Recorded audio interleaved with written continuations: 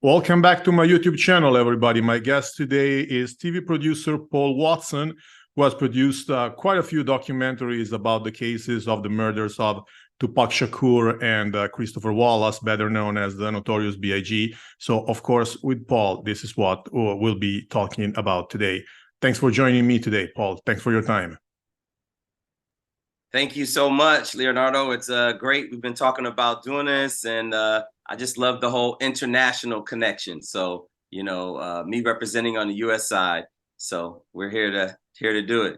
Yes, this is transatlantic because I'm in Europe, Italy specifically, and you are on the opposite coast of the United States. So yes, this is definitely an international connection. Can you first off tell my viewers what is your background about this case, the documentaries you produced, and something of the sort?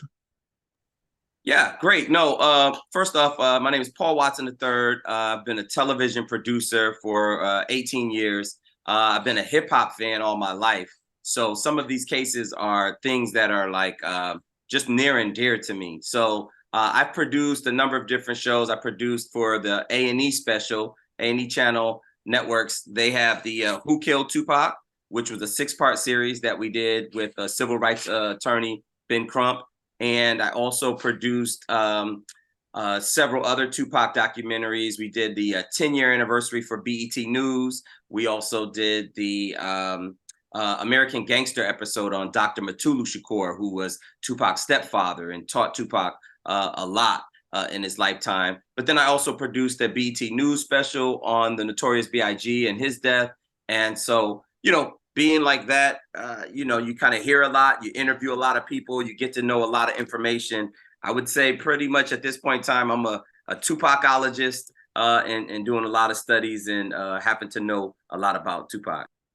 Well, I would like to add for my Italian viewers that your documentary, Who Killed Tupac, is still available in Italy on Amazon Prime. The title is Tupac, il caso è aperto. And let's switch back to English. So the first thing I would like to discuss with you is there was something pretty big on the news these days because a search warrant was issued in Nevada in connection to this case. What do we know so far about this search warrant? Yeah, it's really interesting because here it is, 30 years later, and they're still having some movement. For the longest time, Las Vegas PD police department had stopped doing anything in regards to the Tupac case. And we thought that it was just going to be another unsolved case. And so one of the prime suspects who was in the vehicle with the shooter for the Tupac's murder had recently done some interviews. Keefe D. He goes by the name of Keefe D. So Keefe D had been doing a lot of interviews. He wrote a book. He had been talking more and more about the murder of Tupac. And it seems as though the Las Vegas police kind of woke up. And years later now, they've just recently did a search warrant for his home. And it was said that they seized a bunch of computers, a bunch of materials that they're going to be reviewing, but no arrest was made on one Keefe D. So it's just interesting because it does set up that the case is not over. It definitely lets us know that there might be some more coming down the pipe in terms of Las Vegas Police Department's prosecution of the Tupac murder. Well, in your documentary, Who Killed Tupac, you investigate a lot of different theories about who the shooter was. This search warrant actually confirms what we both think, that Orlando Anderson is very likely the killer, the guy who pulled the trigger. What makes you think that this hypothesis is the most reliable one? Yeah, with our show, we actually looked at 6 different theories about who killed Tupac and really just tried to go with what was the most logical of all of these theories. And so, some people said Suge Knight, was involved with the murder. Some people say that, it just goes off the rails with so many different theories. But what is most logical is that on that day, Tupac did engage in a fight with Orlando Anderson. And it really seemed, as you interview a lot of the police officers and everybody, it was Orlando's MO for him to come back and to retaliate afterwards and to do a shooting. So that's what is most logical. That is what we believe really happened, is that Orlando Anderson then returned in the car with some of his other friends and shot and killed Tupac Shakur. So that's the theory that just makes the most sense. And yeah, I think he really just lucked up in terms of happened to just find Tupac on the strip at that time as he was looking. You know, he had went to the hospital. He had got out the hospital after being beaten. Everyone saw the video of what happened inside the MGM, and it just seems like he wanted retaliation, and they found him on the strip, and looks like a drive-by occurred at that point in time. Well, Paul, I did watch your documentary, and actually some of the hypotheses totally make no sense. For instance, if Suge had hired the shooter, I mean, he wouldn't want the shooter to shoot Tupac while Suge himself was sitting next to him, because you can't get caught in the fire so easily. And moreover, another absurd theory, probably even more absurd, is that Tupac faked his death too, and maybe he's now alive and well in either Cuba or Puerto Rico or something like that. So I do agree that a drive-by shooting by Orlando Anderson is actually the most reliable of all the hypotheses we have on the table here. What do you think? Yeah. I think that, you know, it wouldn't have been logical at all for Suge to, first off, everyone that tells you Suge and Tupac were tight. They were really, really friends. Even if he was going to start his own label, some people say that he was going to sign Machiavelli Records underneath Death Row Records and be distributed through Death Row Records. So even if, you know, Suge, the theory that's out there is that, you know, Suge wanted Tupac dead and that it would increase record sales. You know, everyone that we talked about say how inseparable the two were, that they were really good friends. And, you know, when Suge got a new Bentley, Tupac got a new Bentley. And so I really dispel the thought that he would have somebody murder Tupac for record sales. And then just the thought that he would do that with him being in the car. You know, bullets have no name. That's a phrase in America that we talk very often about.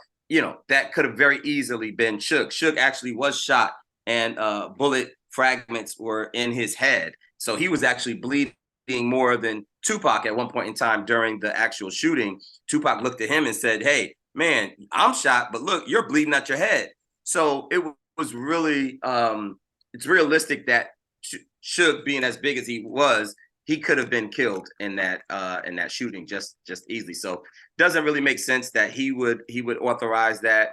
And then for Tupac to fake his own death, everyone that we talked to, that we've interviewed, from friends to family, Tupac would not be able to remain silent for this long. You know, that was his gift, was his verbal assaults and using his poetry as music and to speak his mind. So it's very unlikely that he would be quiet for this long. So, you know, we've got autopsies and everything else to prove that, unfortunately, Machiavelli is no longer with us. Well, there's something that is still unclear to me about that shooting. That is, we know that there were 3 groupies on Chrysler on that scene as well. But all the documentaries before yours say that car pulled up to Suge's car on the left-hand side, while the white Cadillac of the shooter, the killers, was on their right-hand side. But then these 3 ladies in your documentary say that they were on their right-hand side, right in front of the white Cadillac. And they also had a role in slowing down the killers when escaping. So I'm not saying this is suspicious, because of course it's not. It's just people having wrong memories. But did you sort that out? Were those girls on their left side or on the right side of Suge's car? Well, like I said, we interviewed everyone. I mean, the only thing you can do is take people for their word. The girls that were in the vehicle said they were in front of the car that shot at Tupac, and I remember clearly them stating that after the shooting took place, that the Cadillac, which was behind them, went off to the right-hand side and turned the corner and went that way. And they even talked about the fact that they followed afterwards and got shots thrown at them as well. And so the women that we interviewed, it didn't seem like they had any reason to lie. It seems like, you know, and then once again, who was doing our interviewing was a civil rights leader and attorney, Ben Crump.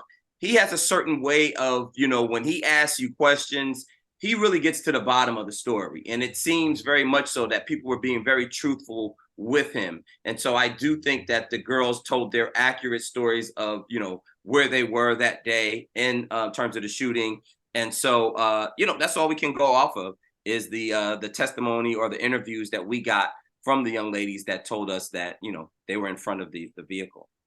Of course, they are in the best position to know where they were themselves. Yeah. Well, there's another thing that puzzles me, which is pretty big this time, that one of the most important accounts we have of that shooting is the one by Frank Alexander, who was Tupac's bodyguard, who allegedly was driving Kidada Jones' car right behind Tupac and Shakur. But we know a person in common, that is Chris Carroll, the first policeman who arrived on the scene. And Chris says he has no recollection of seeing Frank Alexander on the scene. So did Frank Alexander make all the story up? No, in all accounts that I have, Frank Alexander was driving in the caravan. But what happened is after the shooting, Suge then took off in his car with flat tires and everything. He ran over the center console. He made that left. And so at that point in time, when he made that left and then the car actually finally stopped, that's when Officer Chris Carroll proceeded upon the car. And at that point in time, Frank and the other caravan of guys were not behind them anymore. So Frank was there for the initial shooting, which he did, talk to police officers, and, he had to make statements about what he saw in the shooting. But once the shooting took place, Suge took off in his brand new BMW at that point in time and took off and went to the left, trying to turn away. The car had flat tires, didn't get that far. And that's when the car stopped. And that's when Chris Carroll showed up as the first officer responding to the whole incident. So that's my understanding of that. Frank then went on to do a bunch of interviews and kind of talk about his whole thing. He had a book, he had a documentary, a number of things before he met an untimely death. But I believe what he told us was true and was verified. But okay, so we know that most likely explanation here is that Orlando Anderson shot Tupac Shakur, but still no charges were filed against him. How come? Well, if you remember during that time, this was a critical time in the 90s where the Las Vegas Police Department and also the Los Angeles Police Department were under a lot of pressure. And, in Los Angeles, it was right after the very public O.J. Simpson trial. So, there was a lot of media, a lot of scrutiny that was going on. So then you have one of the biggest artists who passes away. And for those that are, not familiar with the United States, Los Angeles and Las Vegas is about a 4-hour drive in between. So they're all considered part of the West Coast. The cities are, it's pretty easy to get back and forth. So, and you would think from the police standpoint, they are both also very aware of what's going on in each of the cities. So Las Vegas was now trying to change its image. They were definitely looking for more family friendly people to, they were promoting, come to Las Vegas, and not just to be about gambling, but there's a lot of family activities that you can do. So all of this with Tupac's murder was bringing about bad press for them.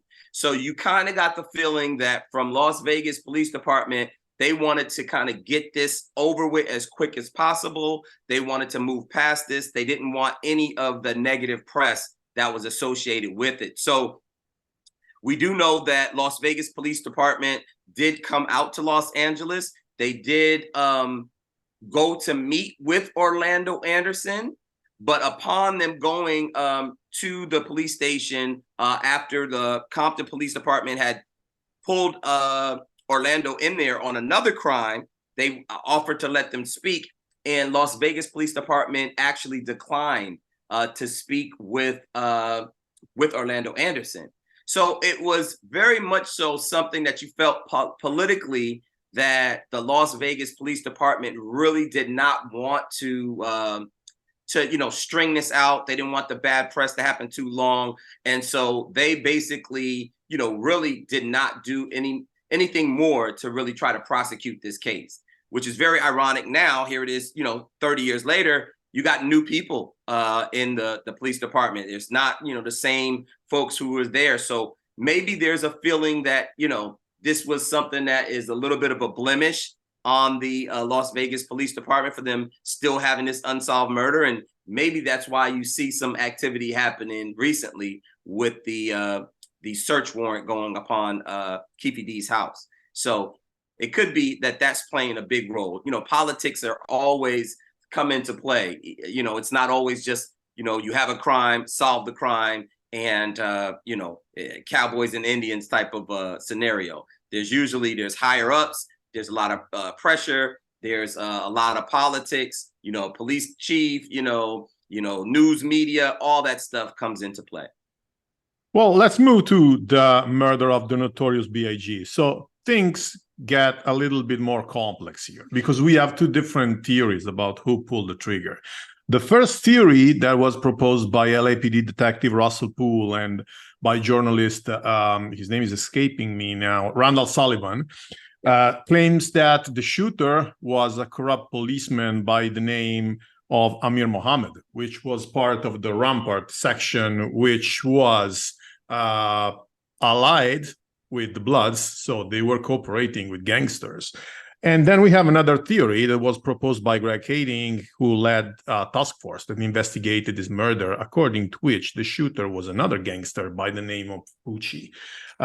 Which one is the more reliable, in your opinion? Yeah, now it gets, within this case, very tricky, very dicey. There's a lot of things that don't necessarily all the way add up. But once again, what we had to try to do with our investigation was just to try to go with what was most logical. You had heard reports of Amir Mohammed. You had seen right after the shooting that there were sketches that were drawn up of a man in a bow tie. And it is believed that Amir Mohammed was on the scene that day and that he was approaching the vehicle. We've had eyewitnesses that said he approached both Puffy's vehicle and Biggie's vehicle. They were right behind each other. But there is no proof that Amir Mohammed was really the one who pulled the trigger. The second theory about a shooter that was paid by someone, aligned with Death Row Records, that one seems a little bit more logical, I would say, that you would have someone who is paid to do this. That we were able to find when we did the investigation, we found an ex-girlfriend of Suge Knight that did corroborate some of those talks. When she was made an offer by the police department, she spoke about there being some activity between Suge and this gentleman. So, that one seems a little bit more logical. Once again, it's not definitive. It's not 100%, but, in this business, you got to go with your gut and what you feel is kind of logical. And that theory seems to be a little bit more logical.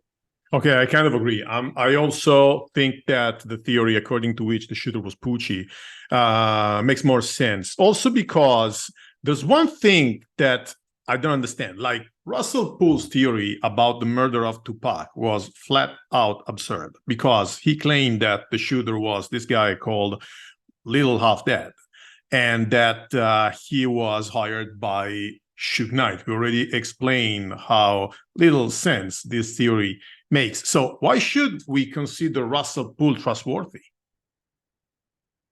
I actually interviewed the late Russell Poole, a great guy. I think that he bleeds blue, which means he comes from a family of police officers, and you kind of get the feeling from him that all he wanted to do was to do his best and to solve the crime. I think more information came out a little bit later, which would have probably changed his thinking on certain things. We also interviewed Little Half Dead. A lot of you know Little Half Dead as being a cousin to Snoop Dogg, and so he's a rapper. He's also a part of Snoop Dogg's entourage, his crew, Dog Pound, and so Little Half Dead said that this theory was just totally way out the water. He had never had any contact. He said that was not true in any way. But we know that these theories pop up all the time, and sometimes there's no validity to it. Someone just on the internet out of nowhere gets some information and they say, "Hey, this is what we think happened." So a lot of this stuff, you have to verify, you have to check. We did interview Little Half Dead, and we found that he was credible in his statements, saying that he had nothing to do, nor was he ever offered any money to get involved with that. So yeah, I don't believe that one to be true. We have another topic here to open, because if Randall Sullivan's theory is correct, and Russell Poos as well, the Rampart scandal was pretty big. While I'm not that sure, so actually I'm asking for your opinion. Was it that big, or was it just a few policemen making up stories? No, Rampart scandal was one of the scandals that rocked the Los Angeles area. The Rampart district is a area in LA where there's a big immigrant population, is a big refugee population of folks that are in and out. And so unfortunately, what that does allow for is, a lot of gangs and a lot of drug distribution to happen. So it's very, very opportunistic for some police officers to get involved in that drug trade, as maybe they're not making that much money on the force, and now you can double and triple your money by getting involved in some of the illegal drug trade. And so that was a definite, Rafael Perez was one of the big police officers that came forward and then started to spill, the beans about, how widespread a lot of that illegal activity was. So the Rampart scandal was something that, it rocked the news here in LA. Everyone knew that stuff like that was going on, but you just didn't have proof. And now finally you had someone who was speaking up against his own police force and saying, a lot of this stuff happened. And so definitely you had some death row employees.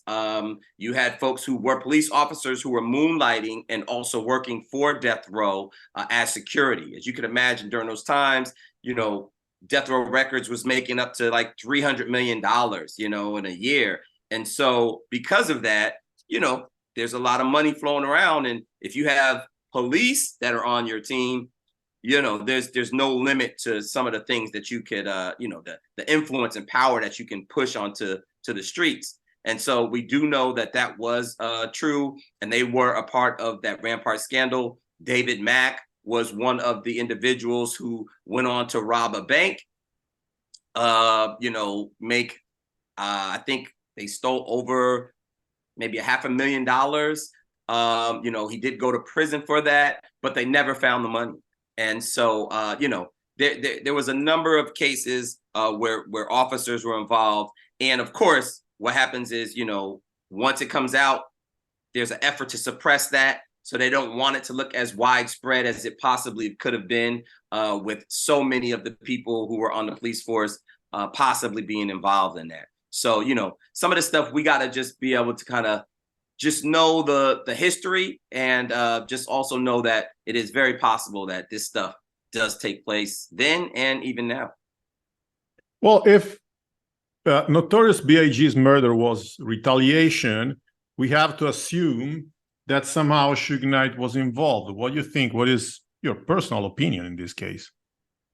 Well, my personal opinion is I would never say anything directly against Suge, me personally, just because even in this time, Suge is a very feared individual. And that's not to say that, I'm scared of Suge, but you have to be cautious. you definitely have to be cautious in what you say. But I think there is abundance of proof that's out there that speaks for itself, that tells you that, Suge Knight was the intimidator who was on the streets during that time.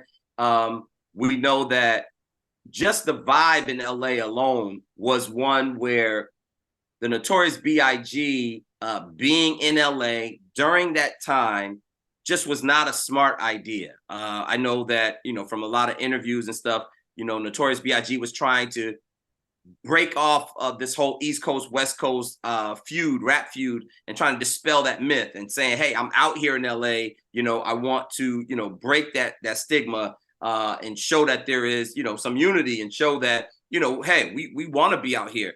But LA was a very big, Tupac town and city. And so Tupac was loved, beyond loved. So for Biggie to be in Los Angeles, it definitely ruffled some feathers from the gangster types and, people who were just diehard Tupac fans. So it really is just, it just wasn't really that smart for that to happen. And I don't know what exactly Suge Knight's role was in that. We don't know. It's hearsay. There are theories. There are things that say, that some people would say that he hired a hitman by the name of Poochie to go ahead and make that hit happen. But we don't have definitive proof, so we can't exactly say. So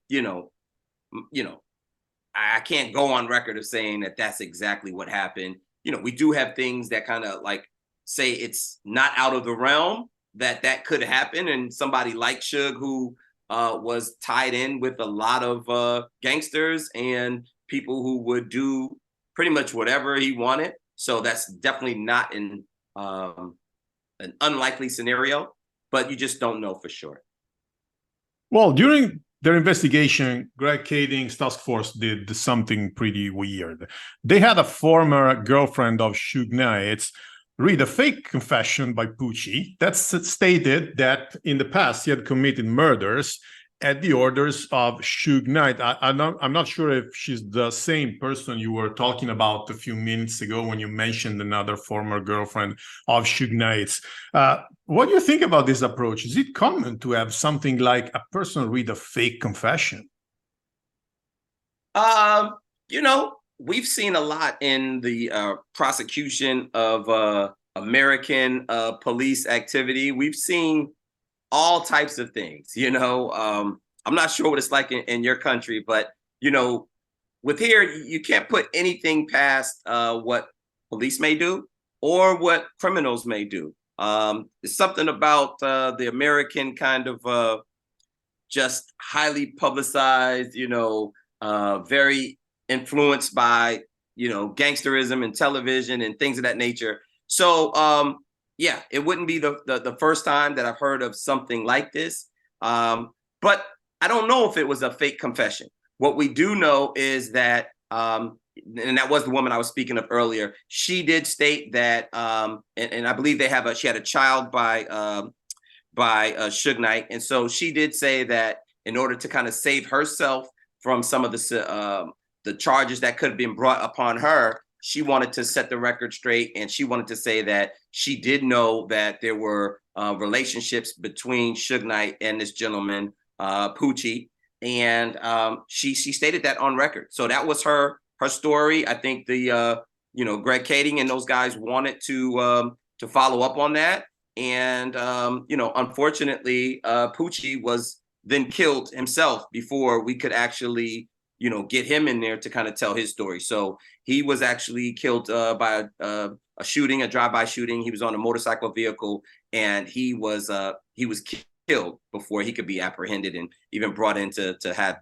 a rebuke of some of the accusations. So that is what we do know.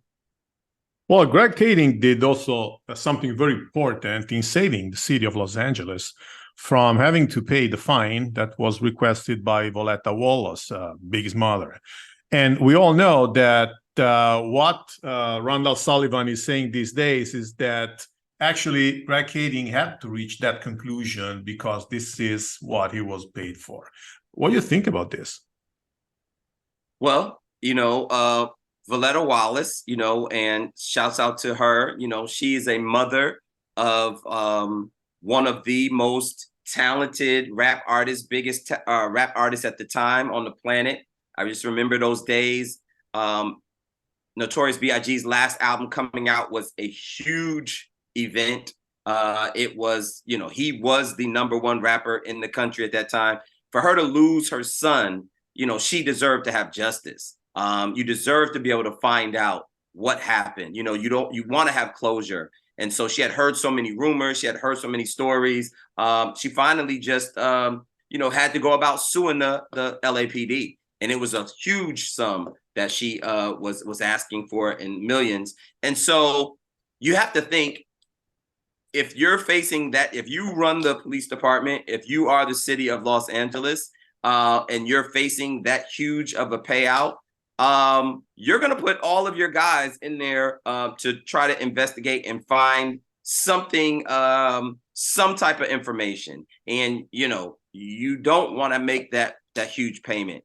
So nothing is beyond the fact that, police may have done whatever they had to do to really be able to come up with a resolve to this and try to, paint the picture with a complete story. So, with that being said, we know that nothing is out of the realm of police, creating some of this narrative in order to make it happen. It's just not out of the realm of possibilities. Well, at the end here, we have the same conclusion as in Tupac's case. No charge was filed. Moreover, Greg Kading's task force was shut down before a charge could be filed. Why did they shut down the task force? Well, there was a lot of money, first off, that was being spent. Once the search is only going to go on for so long. There's always going to be an end. And with that big lawsuit looming, at some point in time, the resources are going to be shut down. You can't just kind of go on with investigations forever. So it was logical to me that, at some point in time, it was going to be shut down. It needed to, produce some clear-cut results. They didn't have clear-cut results. And so because of that, they had to move on. And that's exactly what happened in this case, was that at some point in time, after you've expended so much manpower, you've expended so much resources, and there's been obviously movies, there's been television shows that there's one called Unsolved that was out there, and Greg actually helped to produce that one, executive produce that. So, I just feel like at this point in time, they had to, they had just exhausted all of their means and their resources. So it was shut down. Well, Paul, many thanks for your time. I think we gave a very good overview of these two cases to my viewers, also getting into some of the most mysterious points we have here. Yeah, no, well, thank you. And shout out, what's your country that you're in again, once again, Leonardo? Italy, man. Shout out to all of the folks out there in Italy. I love that there's a great interest in Tupac and Biggie. Obviously, those are two of our biggest rap stars forever. So for them to unfortunately, meet this demise, it sent shockwaves all around the world, and just to know that, in Italy there, you guys are very, interested in this. There's a lot more that you can always tap into. My site, Rap Sheet Hollywood, is my YouTube channel and my content provider. I've always, put up interviews from different people around Tupac, working on all of these documentaries. Like I said, I become like a Tupacologist and get to know as much as possible about, each and every person. A lot of what you see in those documentaries, it gets cut on the cutting room floor. We don't have room to put it all into it. But me as a producer, I'm asking these questions and I'm absorbing all of the information. So it is, it's very cool that you kind of asked me to come on to your show and, share some of that knowledge with you as well. And then also just to say, as a producer, I got a few other projects that are coming out. You guys should probably keep an eye out for if you're interested in hip hop. There is a Hip Hop Treasures is coming out August 12th. that will be also on the A&E network, which is a show as we're now entering. This is the 50th anniversary of hip hop. So it's a really big deal here in the United States that we birthed our own music, our own genre of music. And, you know, it's now 50 years old. It's developed to a mature state. So the show is called Hip Hop Treasures. That is going to be airing August 12th on A&E. And it's about finding the memorabilia of the most iconic individuals in hip hop. So everybody from Ice-T to LL Cool J to Master P, all, and it goes, the list goes on and on and on. We find the most iconic memorabilia and we put it into the Universal Hip Hop Museum in the Bronx. So it's a great show about finding these artifacts and presenting them in the museum. Keep an eye out for that. It's going to be a really great show. So I've been doing that, producing a bunch of different true crime shows. So just like the Tupac, I have another show called Blood and Money that's on the air right now under the Law and Order brand, where we do a lot of true crimes that just happen here in the United States. So a lot of stuff for you guys to tap into, to stay tuned. So we have a lot for you guys to check out. Well, definitely. I'll definitely look out for them. And I do recommend all my viewers to do the same and to watch your show. As I said, the one who killed Tupac is still available in Italy on Amazon Prime, and I definitely invite all my viewers to watch it. Take a look at that. It was really well done.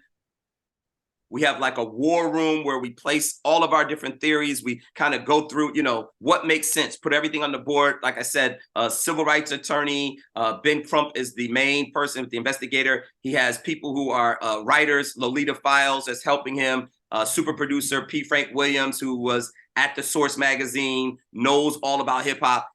You know, they have a team of folks that they actually go out with, and we interviewed everybody we possibly could to finally put a definitive voice to what we think happened and who killed Tupac. So 6-part series, you guys check that out. I'm sure you'll be good. And, you know, you can always reach me at Rap Sheet Hollywood on Instagram. You know, we have the YouTube channel. You guys got questions? Hit me up. I'm open to it. Definitely. Thank you. Thank you for your very precious explanations, Paul. Leonardo, you have a great one, and let's do this again sometime. Absolutely. I look forward to it. Okay. Thanks everybody for watching this. See you next time. Bye-bye.